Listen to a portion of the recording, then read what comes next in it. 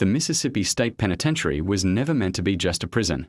From the moment it was created, it was something else entirely. Parchman sits on tens of thousands of acres of farmland in the Mississippi Delta, isolated from major cities and largely hidden from public view. Its size alone sets it apart. This is not a compact facility surrounded by urban life. It is a vast, rural complex that operates more like a self-contained world than a correctional institution. That isolation shaped everything. When Parchman was established in the early 20th century, it was designed to solve a specific problem for the state of Mississippi: how to punish, control, and profit from incarcerated labor at scale. The answer was a plantation-style prison, modeled directly on the agricultural systems that existed before emancipation. Inmates worked the fields. Guards enforced order. The land produced crops that sustained the prison and generated revenue. From the beginning, Parchman was about labor as much as confinement. This history matters because the structure never truly changed. Even as laws evolved and language softened, the core design of Parchman remained rooted in control through isolation, labor, and neglect. Unlike newer prisons built around surveillance technology and architectural containment, Parchman relied on distance and exhaustion. The prison is spread so wide that movement itself becomes a barrier. Housing units are separated by long stretches of land. Staffing those areas consistently has always been a challenge. That challenge would later become a crisis. For decades, Parchman operated with minimal public scrutiny. Its remoteness kept it out of sight, and its population, largely poor, largely black, and largely forgotten, kept it out of political focus. Conditions were harsh, but normalized. Inmates lived in aging buildings with limited climate control. Summers were brutal. Winters were damp and cold. Maintenance lagged. Medical care was inconsistent. Violence existed, but much of it went unreported. The prison's culture was shaped by scarcity. Too few guards. Too many inmates. Too little oversight. In this environment, informal power structures developed. Inmates learned quickly that survival depended on alignment. Who you associated with mattered. Where you were housed mattered. Whether guards were present mattered. And often, guards were not. Parchman has long struggled with staffing shortages. Officers were responsible for vast areas with limited backup. Some housing units operated with minimal supervision for long periods. This created conditions where inmates effectively governed themselves. Not through order, but through dominance. As years passed, infrastructure deteriorated further. Plumbing failed. Locks broke. Cameras stopped working. Repairs were delayed or ignored. The prison did not collapse suddenly. It decayed. Each year, the gap between what the prison was supposed to be and what it actually was grew wider. Funding lagged behind need. Political attention focused elsewhere. Inside, conditions worsened. Cells became overcrowded. Access to medical care declined. Mental health support was nearly non-existent for many inmates. Despite this, Parchman remained largely invisible to the public. Until it didn't. The turning point came when neglect became impossible to ignore. Reports of inmate deaths began to surface with alarming frequency. Not executions. Not riots. Deaths from violence. Deaths from untreated illness. Deaths from suicide. Families spoke out. Advocates raised alarms. Investigations began. What they found painted a grim picture. Entire housing units where guards rarely entered. Inmates living among trash, insects, and standing water. Broken doors that could not lock. Inmates carrying weapons fashioned from scrap metal and debris. The prison had lost control. Not because inmates overpowered the system, but because the system withdrew. This distinction is critical. Parchman did not descend into chaos because of a single event. It unraveled because oversight eroded slowly, allowing conditions to deteriorate until violence filled the vacuum. Federal investigators later described the prison as dangerously understaffed and fundamentally unsafe. Guards were overwhelmed. Leadership was ineffective. Accountability was absent. The plantation model that once defined Parchman became a liability. The land was too vast. The infrastructure too old. The population too large. What had once been designed to isolate inmates now isolated the prison itself.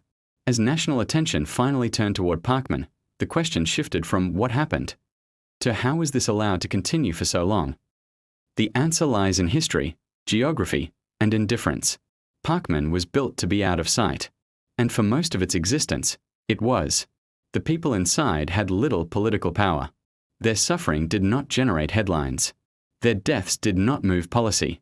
Until patterns emerged. Until numbers accumulated. Until the silence broke. What followed was not a sudden reform, but exposure. Photos leaked. Reports circulated. Federal lawsuits were filed. The image of Parchman as a functioning prison collapsed under scrutiny. It became a symbol, not just of a failing facility, but of a system that had abandoned responsibility. Yet even as reforms were promised, the underlying challenges remained. Staffing shortages could not be fixed overnight. Infrastructure could not be rebuilt quickly. Trust could not be restored easily.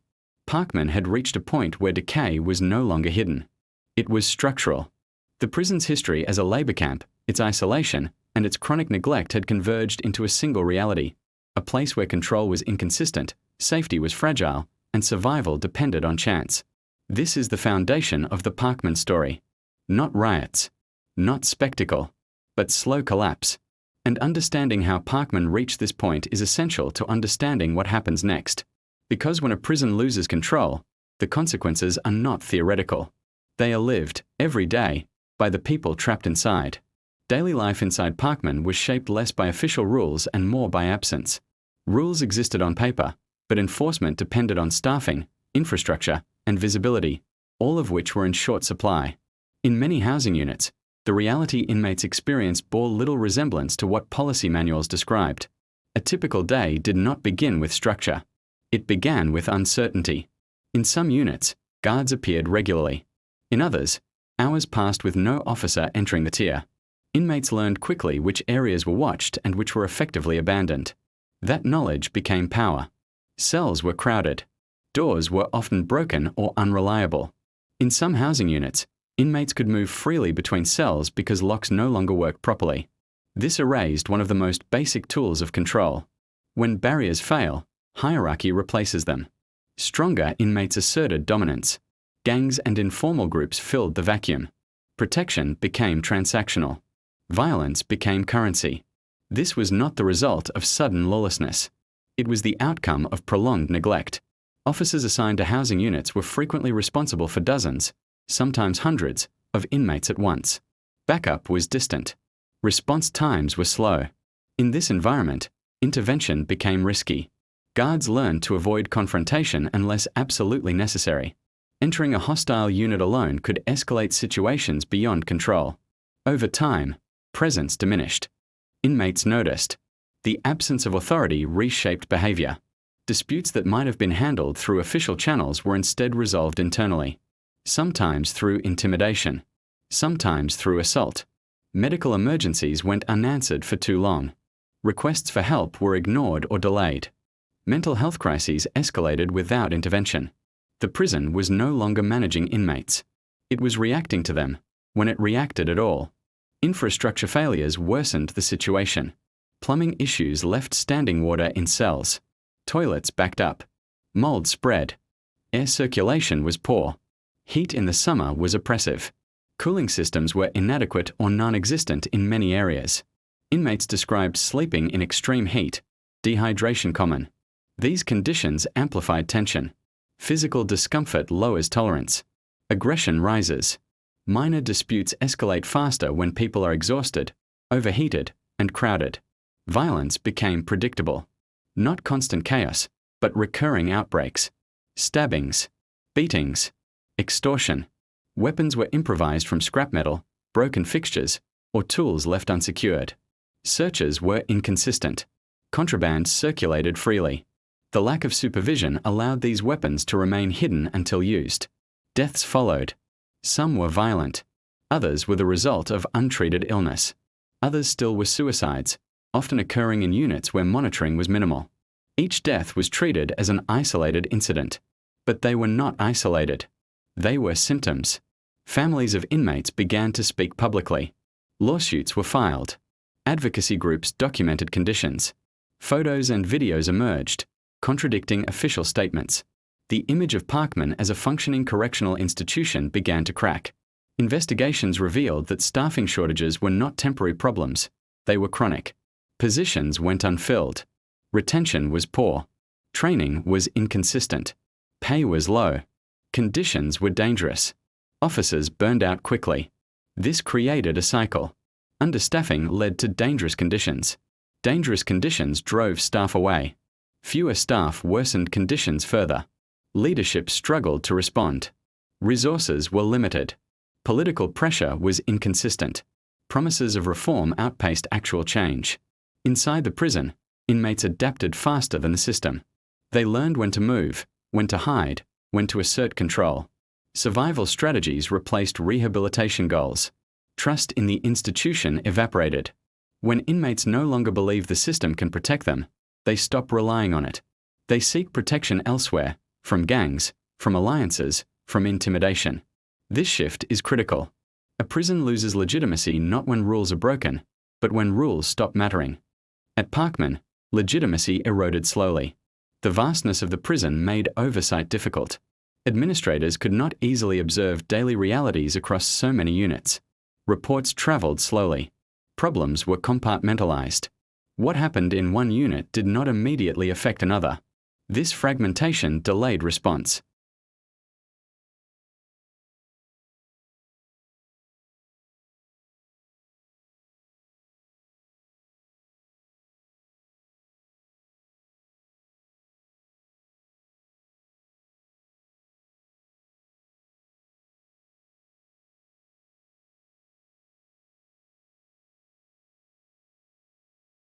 Parchman did not fail because it housed dangerous people. It failed because it stopped functioning as a prison. Control was inconsistent. Care was inadequate. Accountability was absent. The system relied on endurance rather than management. And endurance has limits. As attention grew, so did pressure to change. Emergency measures were proposed. Staffing initiatives announced. Infrastructure repairs promised. But progress was slow. Because Parchman's problems were not surface level. They were structural. They were rooted in history, geography, and neglect. The plantation-style design that once allowed isolation now made reform harder. The distance that once hid the prison now delayed assistance. When inmates cannot anticipate safety, stress becomes constant. When stress is constant, aggression follows. Parchman became a place where survival depended less on following rules and more on navigating instability. This environment did not emerge overnight. It was built year by year, decision by decision, omission by omission. And by the time the public fully understood what was happening, the prison was already deep into crisis. What followed would test whether a system that had long relied on invisibility could adapt under scrutiny. Because once attention arrives, silence no longer protects. And for Parchman, attention had finally arrived. When federal scrutiny finally reached Mississippi State Penitentiary, it did not arrive as a surprise to the people inside. For inmates, the crisis had been ongoing for years. What changed was visibility. Investigators, civil rights attorneys, and federal officials began examining conditions that had long been ignored. Their findings confirmed what inmates and families had been saying all along. Parchman was failing at its most basic responsibilities. Staffing levels were dangerously low. In some housing units, a single officer was responsible for supervising dozens of inmates spread across large areas. At times, entire units were left unattended. This was not occasional neglect. It was routine. Without adequate staffing, enforcement collapsed. Officers could not patrol consistently. Searches were infrequent. Medical emergencies went unanswered longer than they should have. The prison had lost the ability to impose order reliably. Federal reports described a system overwhelmed by its own size. The plantation-style layout, once seen as an asset, now worked against control.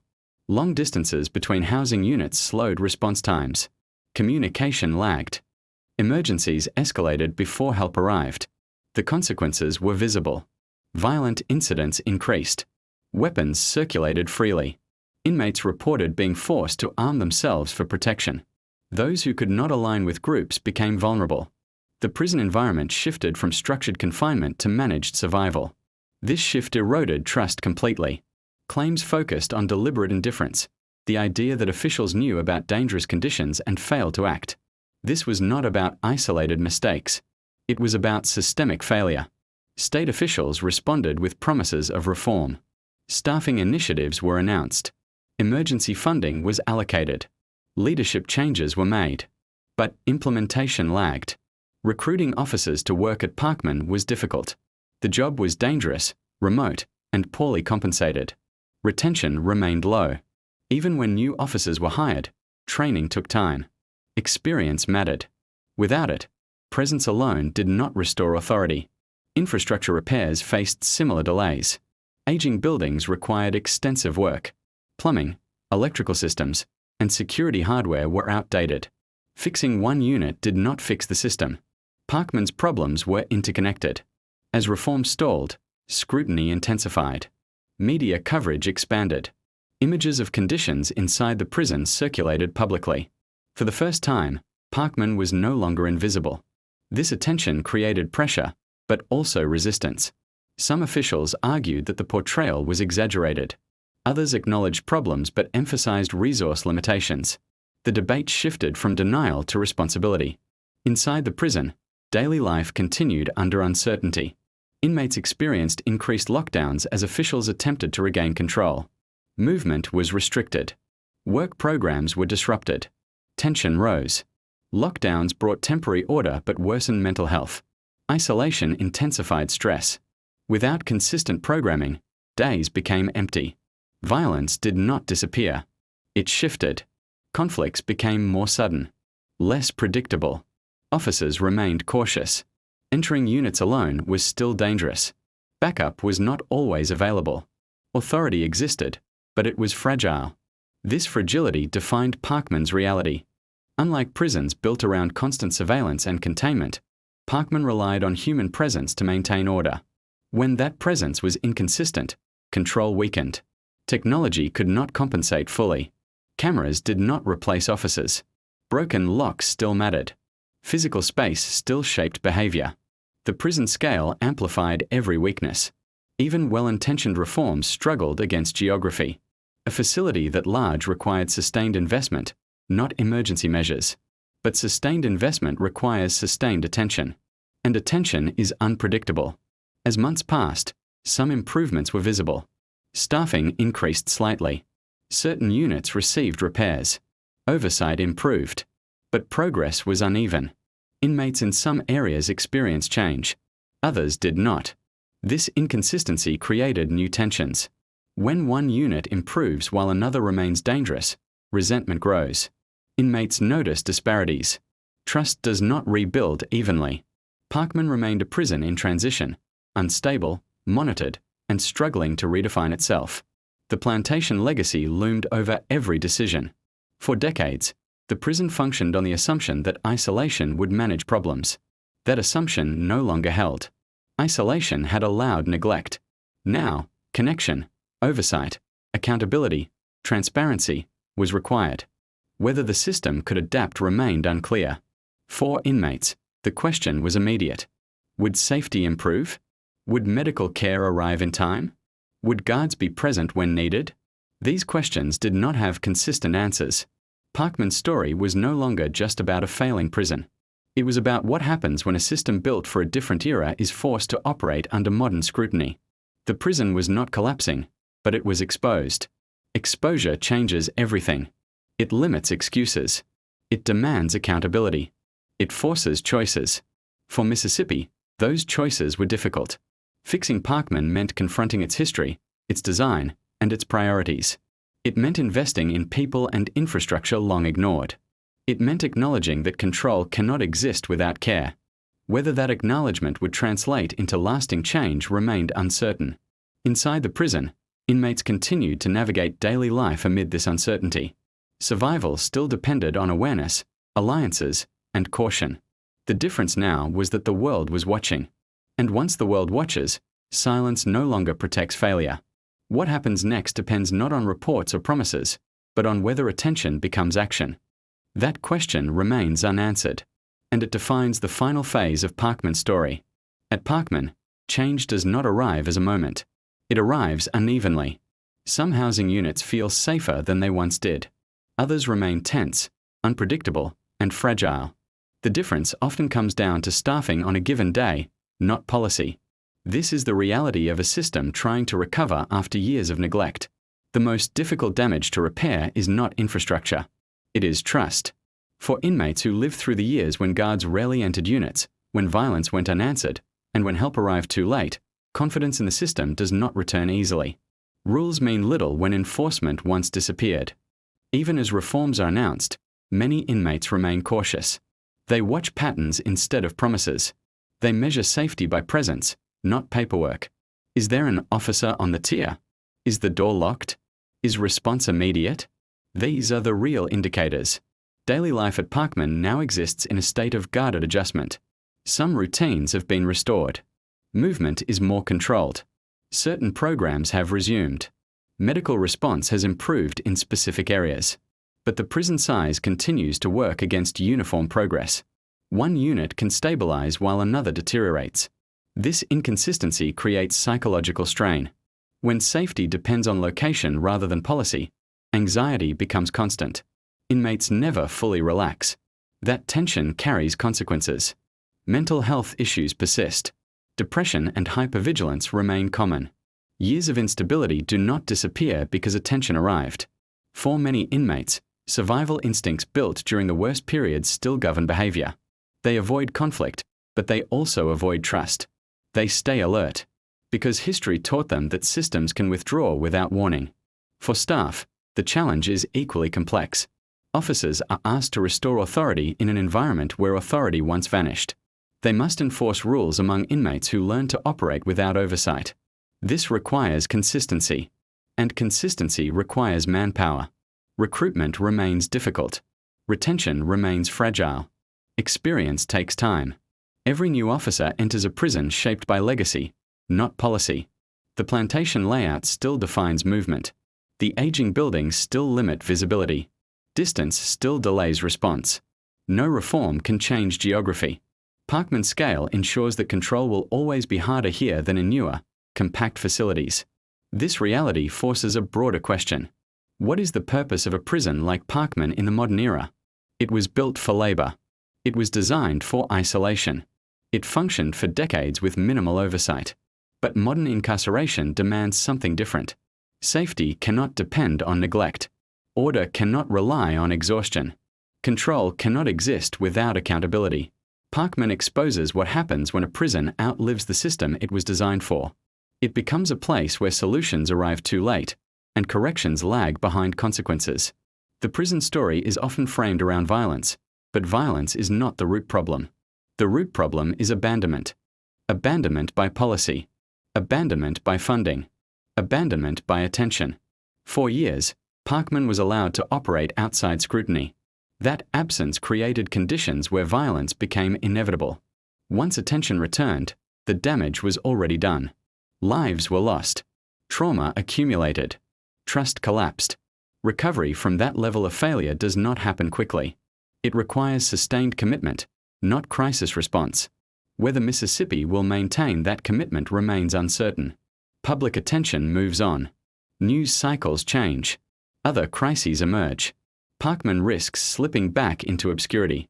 That is the danger. Because prisons do not fail loudly at first. They fail quietly. They fail through broken routines, missing staff, unanswered requests, and ignored warnings. Parchman's collapse was not sudden. It was predictable. And predictability is what makes it instructive. This is not just a story about one prison. It is a case study in what happens when institutions designed to disappear people are themselves allowed to disappear from oversight. When accountability fades, suffering fills the space. At Parchman, the cost of that neglect was measured in human lives. The prison now stands at a crossroads. It can become a symbol of reform, or a reminder of what happens when reform is temporary. For the men inside, the outcome is not theoretical. It determines whether they live with dignity or fear, whether medical care arrives in time, whether violence is interrupted or ignored, whether tomorrow resembles yesterday. For the public, Parchman raises an uncomfortable truth. Prisons reflect the priorities of the societies that build them. If neglect is tolerated, neglect becomes policy. Parchman was tolerated for decades. Now it is watched. Whether that watchfulness endures will determine the prison's future and the safety of those inside. It is about what happens when no one is paying attention. And attention, once lost, is hard to regain. In the end, Mississippi State Penitentiary does not stand as a failure because of one riot one lawsuit, or one investigation. It stands as a warning about what happens when prisons are built to be forgotten and then allowed to be forgotten. Parchman did not collapse overnight. It eroded slowly, quietly, and predictably. Every warning sign was visible long before national attention arrived. Staffing shortages, broken infrastructure, rising violence, ignored deaths. None of it was hidden. It was simply tolerated.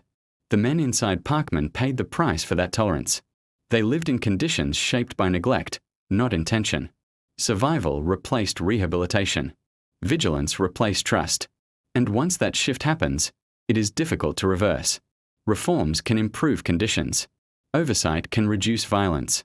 Funding can repair buildings. But restoring legitimacy takes far longer. Because legitimacy depends on consistency. Inmates must believe the system will still be there tomorrow. Guards must believe support will arrive when needed. Medical staff must believe care will not be delayed by bureaucracy. At Parchman, that belief was broken. Whether it can be rebuilt remains uncertain. What Parchman ultimately reveals is not just the fragility of one prison, but the fragility of systems that rely on silence to function. When institutions operate out of sight, accountability weakens. When accountability weakens, harm follows. This is not unique to Mississippi. Parchman is simply one of the clearest examples of what happens when neglect becomes normal. The lesson is uncomfortable because it requires attention long after headlines fade. Prisons do not fix themselves. Systems do not correct on their own.